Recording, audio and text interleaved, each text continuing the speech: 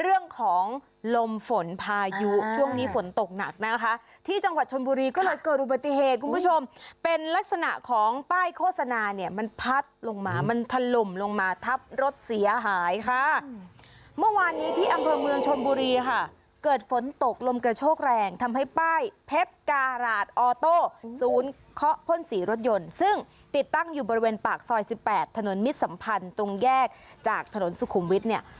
ล้มลงมาฟาดทับหน้ารถ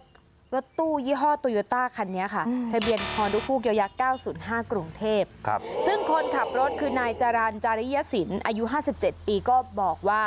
ตอนที่ขับรถมาจะกลับบ้านพักที่ในพื้นที่ตำบลห้วยกะปิอำเภอเมืองเนี่ยพอมาถึงปากซอยระหว่างจอดรอรถว่างเพื่อที่จะขับขึ้นไปขับเข้าถนนนะคะป้ายเนี้ยมันก็ถูกลมพัดฟาดลงมาบริเวณหน้ารถเลยทำให้กระจกนะคะแตกเสียหายหลังคายุบแบบนี้ค่ะ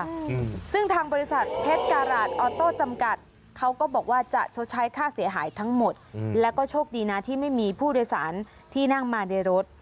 ส่วนตัวคนขับเองนะคะก็ไม่ได้รับบาดเจ็บอะไรเขาเชื่อว่าเป็นเพราะปาฏิหาริย์บารมีของพระขุนแผนหลวงปู่ทิมวัดละหารไร่จังหวัดระยองอันนี้ความเชื่อส่วนบุคคลนะคุณผู้ชมนะที่พี่เขาแขวนเอาไว้แบบนี้ก็โชว์ให้ดูว่าโอ้แคล้วคลาดปลอดภัยจากหนักก็เป็นเบาก็ผ่านพ้นไปก็ต้องเตือนล่ะค่ะอุบัติเหตุเกิดขึ้นได้ตลอดเวลาเพราะฉะนั้นช่วงนี้ฝนตกฟ้าร้องอย่าไปใกล้ป้ายต้นไม้อาคารที่ไม่แข็งแรงด้วยนะเตือนกันโดยทุกวันนะคะ